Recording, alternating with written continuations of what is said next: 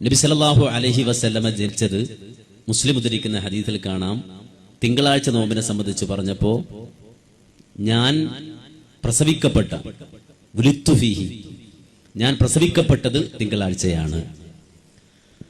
അതല്ലാതെ നബി സല്ലല്ലാഹു അലൈഹി വസല്ലമ ജനിച്ച മാസം എന്നുള്ളത് ഏകോപിതമായ അഭിപ്രായത്തിലൂടെ സ്ഥിരപ്പെട്ടിട്ടില്ല.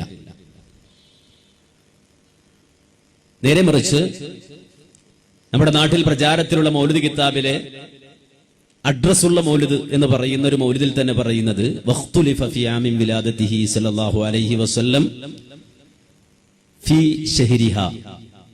നബി സല്ലല്ലാഹു അലൈഹി വസല്ലമ ജനിച്ച വർഷത്തിൽ അഭിപ്രായ വ്യത്യാസമുണ്ട്, മാസത്തിലും അഭിപ്രായ വ്യത്യാസമുണ്ട്, ദിവസത്തിലും അഭിപ്രായ വ്യത്യാസം ഉണ്ട് എന്ന് അവിടെ പറയുന്നുണ്ട്.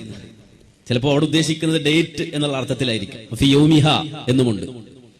ഡേറ്റ് ഏതാണ്, 9 ആണോ 12 ആണോ എന്ന വിഷയത്തിലും അഭിപ്രായ വ്യത്യാസമുണ്ട് എന്ന് രേഖപ്പെടുത്തപ്പെട്ടിട്ടുണ്ട്.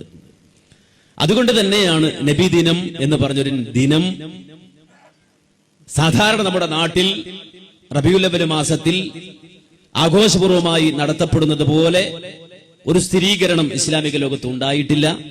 ഉണ്ടാകാതിരുന്നത് എന്തുകൊണ്ടെന്ന് ചോദിച്ചാൽ ആ മാസത്തിൽ പ്രത്യേകമായ ഒരു ആചരണം നബി സല്ലല്ലാഹു അലൈഹി വസല്ലമയുടെ ജന്മദിനത്തിന്റെ പേരിൽ നടന്നിട്ടില്ല. പിന്നെ നബിദിനം എന്ന് പറഞ്ഞാൽ നബി ആയ ദിനം അത് റമദാനിലാണ് എന്നൊക്കെ ചില ആളുകൾ വ്യാഖ്യാനിക്കാറുണ്ട്.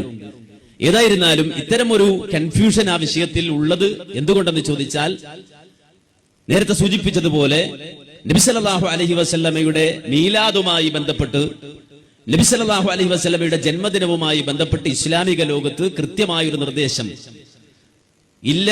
അങ്ങനെ ഒരു ആചാരം അതിന്റെ പേരിൽ നടത്തുന്ന സമ്പ്രദായവും ഇസ്ലാമിക ലോകത്തില്ല എന്നുള്ളതാണ് ഇത്തരം അഭിപ്രായ വ്യത്യാസങ്ങൾ ആ വിഷയത്തിൽ വരുന്നത് കൊണ്ട് തന്നെ നമുക്ക് മനസ്സിലാക്കാൻ സാധിക്കുന്നത് എന്നാണ് അതിനെ സംബന്ധിച്ച് സൂചിപ്പിക്കാനുള്ളത്.